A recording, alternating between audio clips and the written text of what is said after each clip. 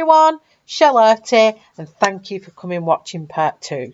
In this video I will be doing the flowers and the skin tone and finishing off the whole picture using Caran Dache Pablo pencils. I'm going to start off with the sunflowers, and I'm going to be using a combination of 4 browns. Using are Umber, Chesnut and Brownish orange, and I'm basically using all 3 of them in random patterns around the middle of the sunflower, just to give it a bit of contrast of light and dark, as if the light is just capturing little bits of the middle of the flower. And I think that worked best really, because it's one of them kind of grayscale part that doesn't really have any pattern to it, so this was the easiest way that I could do it, and it was just basically no real structure to it. It was just go with the flow with that part of the brown, and I just keep layering it up and layering it up, and as you can see I'm burnishing at the same time and then doing some more layers, and obviously in keeping with the darkest parts and the lightest parts of the centre, working likewise with the pencils. I found it quite easy to follow it. So it is, that part I would say is your own personal preference, to be quite honest. And once you feel it's at its point, then stop. I just kept going and going and going because I wasn't happy with it. But I'm always like that with my colourings that I do. I'm never 100% happy, so I'll just keep going over and over and over. I decided here that I wanted it to look more browner. It was looking a bit too dark, so I wanted to bring some warmth into it as well, because it is a sunflower. So this is where the brownish orange came into it, just to give it that bit of warmth. And here I'm just using the chestnut again, just to darken the edges. And just finishing off there with the umber, and just making sure that everywhere's covered and happy. I am going to speed through this part now, just so you can see what I do again, but just fast and without me talking, and I'll be back in a bit.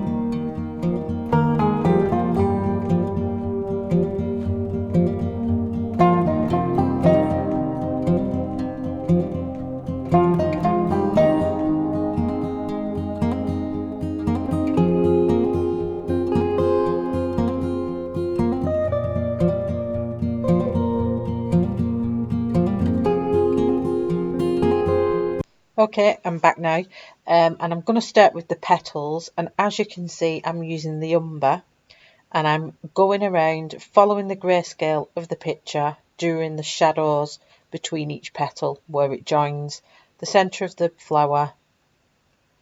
As I just prefer to start doing my shadows first. That's just the way I work best. but that is entirely up to you whether you do it that way yourself or you want to start with the petals. But here I will be using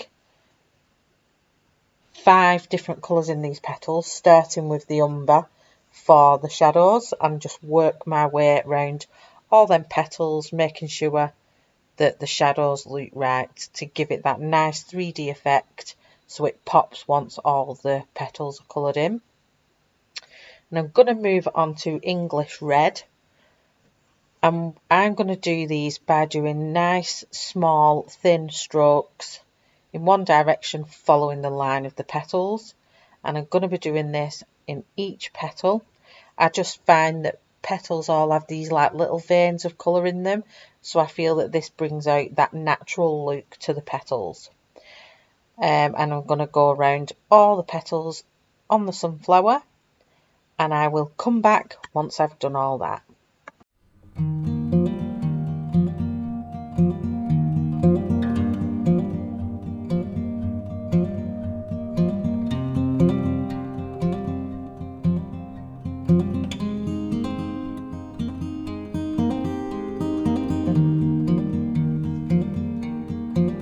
Now I'm going to move on to Flame Red, and this is just going to enhance the inner layer of the petal, the bit that's furthest to the centre, again to give it that 3D effect and that dimension of colour.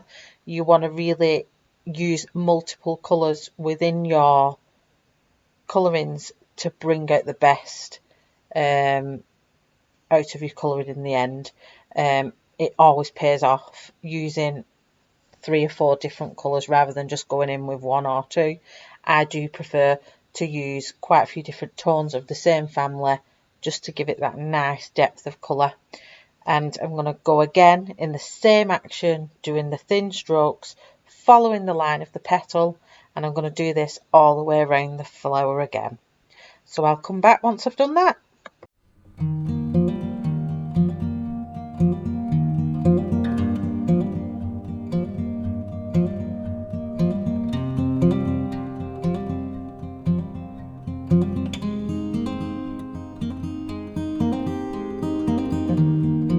Okay, I'm back now. I'm using Fast Orange, and I'm using these again in the little shadows on the tips of the petals, and also to put over the top of the other 2 colours that I've used at the base of the petals. And this just gives it that nice richness and nice warmth of a fresh new sunflower, as though it's just opened all its petals. I know they end up bright yellow, but they always go through these stages of tones of colour as they bloom, and I wanted to really get that effect here by just literally adding it over the top of the 3 colours I've used at the bottom of the petal and just on the very tips, leaving that little centre bit as the highlight where the yellow will go, as you'll see in a moment when I start doing that. But I really think you can start seeing now where I'm creating that 3D effect where the flower is coming out of the page. And again, I'm in keeping with that same nice thin strokes following the way the petal is growing. So I'll just finish off that and I'll be back with the next colour. Okay, so I'm back with the next colour now, and I'm using yellow, and this will give it that vibrancy that I'm after, and it'll also, where the highlights of the flower will be, that is where the yellow will be going in the brightest part of the petal. And again, following that same stroke and making sure that I'm covering all the areas of the petal that I want to be the brightest and yellowest parts. So I'll let you follow along and watch that, and I'll be back once all the petals are done.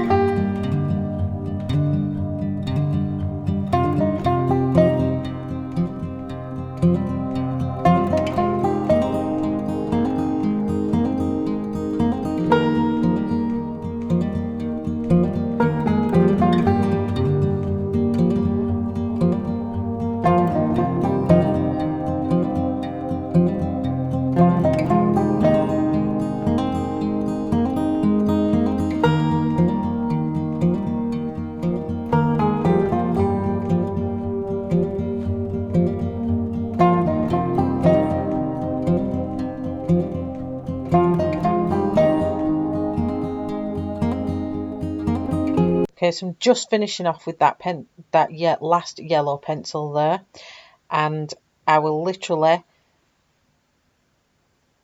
stop the video and I'll colour in the flower, and I will start it again when the second sunflower is done. Don't forget, if you're liking my video, click the like button, and thank you. I'm going to make a start now on the small flowers, and here I'll be using 3 colours: purplish red, scarlet and orange. And as you can see, I'm starting with the purplish red, and that's in the very centre of the petal, moving out to the scarlet, and then finishing the tip off with the orange. And all I'm going to do with these parts is literally fill in. I won't be doing too many layers because they are quite small flowers, so I think I do 1 or 2 layers, and I'll do a layer of the purplish red and then blend the scarlet into that colour, and then blend all 3 colours in with the orange, and that gives it a nice vibrancy between the purplish red and the orange tip. I will be continuing to do that between all of these alike flowers. I think there's about 5 or 6. So I will speed through all these. Again, they are just little simple flowers and just a combination of them 3 colours. And just making sure that you're layering them enough that there's a nice blend on them when they're done. And just burnishing all 3 colours with my burnisher once all them 3 petals are done. Okay, so I'm going to speed through the rest of this, and I will come back when I move on to the leaves.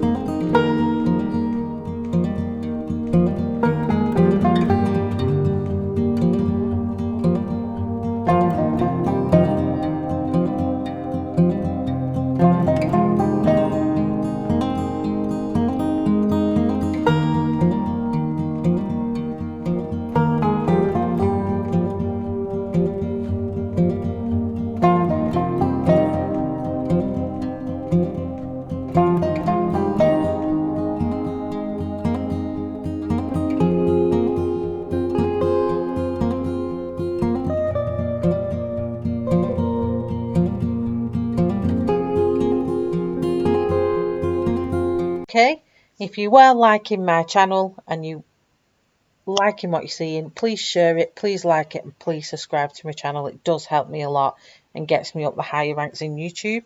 Eventually I'll be able to go live. Yay! So now I'm going to go on with the bigger flowers, and I'm using 3 different colours here: Carmine, Raspberry Red and Pink. I'm going to be starting with the Carmine right in the middle of the petal where it's dark and it sits nicely into that centre of that flower, and then I'll be using the Raspberry Red on the edges and the Pink as the highlight and the blend between the 2 colours.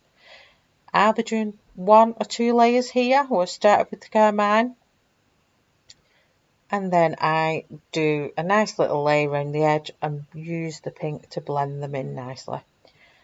I'm doing 1 or 2 layers of this on each petal, just so that you get that good coverage and there's no white space left, because I want the highlight to be the pink of the colour, not really white.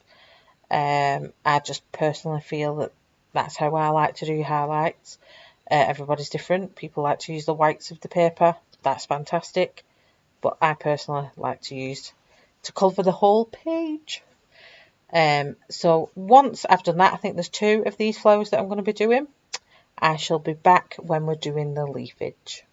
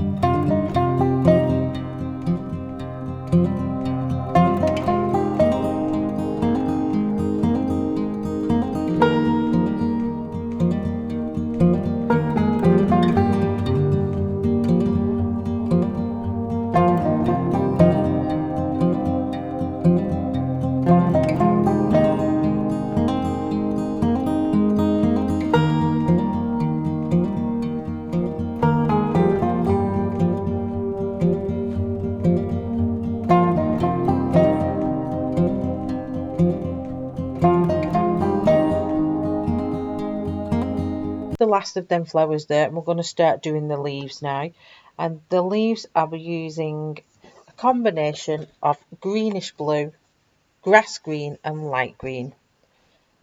And everyone does their leafage different.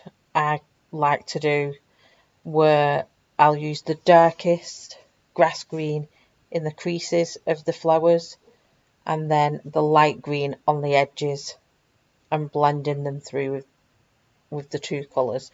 At this point here, the stems are only very fine, so there wasn't much work needed on this split. It was just making sure that the blend was nice and that the colours were nice and vibrant. I'm just going to finish off this last little bit here and then move on to the big leaves at the bottom. I have done a flower in the middle and a little bug in my own little colours. You can do either all of them in pink. I just wanted something to break it up because I wasn't happy with the 3 pink flowers all being together. So I did the nice little blue flower, and then I've just highlighted the bug basically with like iridescent colours just to give it that sheen. And I think he's cute little sat there eating away at the little leaves. So right now I'm just filling in the gaps where there's leaves behind. I'm just doing that with the grass green, as because it's sat behind it, it's a shadow, so you don't really need much light on that bit there. So I'm going to move on now to the leaves at the bottom, and first I'm using the grass green, and I'm going to be going in following the grayscale again of the leaf, as that are going to be the dips of the flower. So that would be where the green would be the darkest, and that's where I'm adding that now. And once that's all done, I shall be then blending the leaf in with the light green. And this gives it just that lovely contrast of dark and light, where the light's hitting the leaf. So every one of these leaves are going to be done in exactly the same way, just following the grayscale of the picture. These grayscale pictures are amazing, especially beginners, people that are not very good with where light and shade would fall. They're so brilliant, these artists, for adding these things in, because for us colorists, light and shade is not the easiest things, and it makes our job a lot easier if we can just follow where the grayscale is. So hats off to the artists that do grayscale colouring as well. So I'll be back once I've finished all these leaves, and I'll speak to you shortly.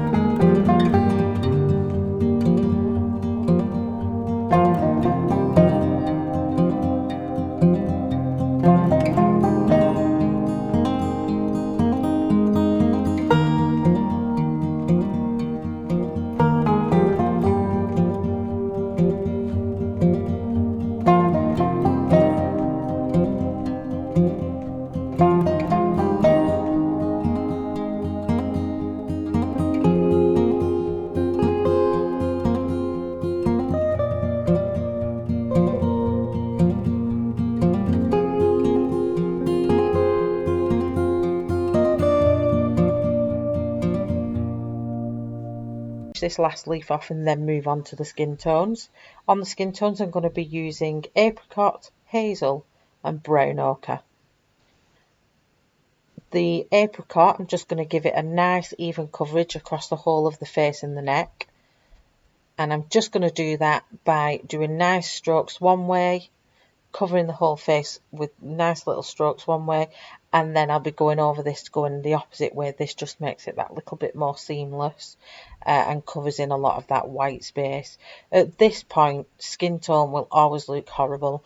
There is no way around it. You've got to go through the horrible stage before it looks like lovely skin, and this is what's happening right now.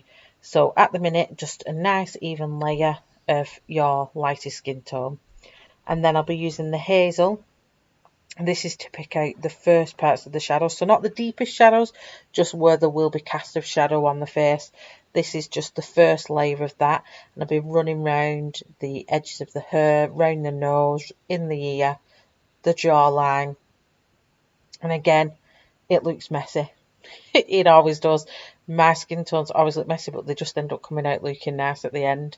And I've from following YouTubers that I've watched, they always say the same. It looks horrendous first, and then it just starts coming together. So now I'm going to move on to the Brown Ochre in just a second, and this will just deepen up them darker shades of where there'll be quite strong shadow on the face, and where the sun would or the light would cast darker shadows on the face. And I'm just doing this with the Brown Ochre. Again, it looks awful, but it will, honestly, it does start looking better. And then I'm going to blend all these in with cream. So just finish off with the shadows here, and then I'll get my cream out and get that on. And all this does is just start blending out them colours together. And go one way. It's called hashing, really. So you're going in a diagonal, and then you go in a diagonal on the opposite way, go horizontal, go back diagonal, and just keep going over, and eventually it will all start blending in together. And the cream also brings out the natural highlights on the cheekbones, which is really good as well, and it really brings all three colours together. If you're not quite happy, like I'm not here, and I feel like I need to just darken the skin again, it's gone a bit too light, just go back over with your Apricot, and it'll bring that back, that warmth back to your picture. And just keep going over it. Skin tone, you've just got to go layer by layer by layer by layer. Don't go on too heavy. Just go layer by layer and do it slowly, because there's one thing, if it's ruined, it's hard to fix it, where at least if you do light layers, it's easier to add to than it is to remove. So as you can see now, my skin tone is starting to even out, which is nice, and I'll start moving on to the neck area. And once all that is done, I'll come back and talk you through the eye and the lips.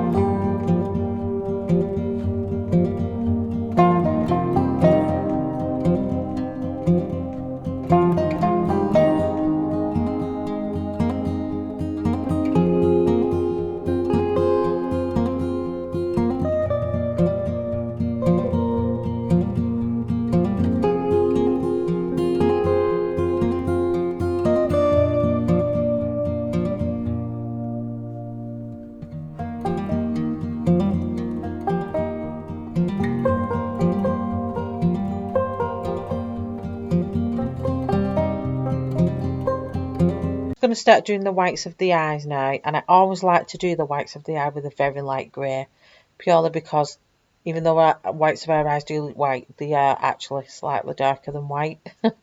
So I always do that with the grey, and then I just add tinges of red just to give that effect of the little red veins that we have in our eyes. Your eye colour is entirely your own preference. In this eye I used a light green, and I used the turquoise blue and the ultramarine to create her eyes, and the turquoise blue I did right at the centre, and then the light green just in the middle, and then the ultramarine around the edges of it, and just blended them together and used the highlight round the eyeball just to make the eye look wet. It's great. White gel pen's amazing for giving that wet look for realism, really. And I really enjoyed creating her eye. It really did pop in the end. But these pictures, they're so good. They are small, but they do still take a long time to do. And I love the detail that you can get in these pictures, even though they are small. And I really did enjoy working on this little picture today. So I've just got to finish off with the lips on this one as well. So I'll come back once I've done the lips and the hair. The hair I'll be using Mahogany, Ochre and Brownish orange. See on here I'm just giving that little pink red bit just to give it that bit of realism in the eye, and I really think it's really brought the eye out. I just like experimenting. You can experiment on these pictures. They are your own, aren't they, I suppose, once you've bought the book. Okay, so here I'm just literally putting highlights in, defining the eyebrow that little bit more, and starting working on the hair again using the Mahogany, Ochre and Brown Orange, and that's just to break the hair up so it's just not one solid colour. And I'll just do the hair by doing nice small streaks, keeping my pencil, it's like a flicking action, so you put it down in and then flick it out, and I do that with each of the three colours just to give it that nice effect that she's got multicoloured tones running through her hair.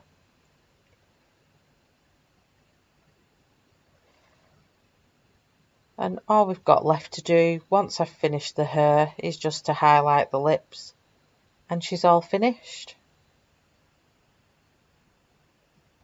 So I'd like to thank you all for watching my video today. I've really enjoyed doing these three parts. My first video was how I did the background with the neo colours, and then this second one is where I've done the flowers and the skin tone and the rest of the picture with the Caran Dache Pablo pencils, which, may I add, are really good pencils. They are expensive, but if you look on the market you will get them at a bargain price. I did, and I don't regret paying for them at all. They're amazing pencils. Very similar to your polychromos, in my opinion, but still amazing pencils, and the colours are just wonderful, as you can see from this picture. So there's the end of my picture done. It's all finished and complete, and thank you very much for watching my channel. Please subscribe, like and hit the notifications button to see my next videos that I'll be posting. So thank you very much for watching, Charlotte, and I'll speak to you on my next video.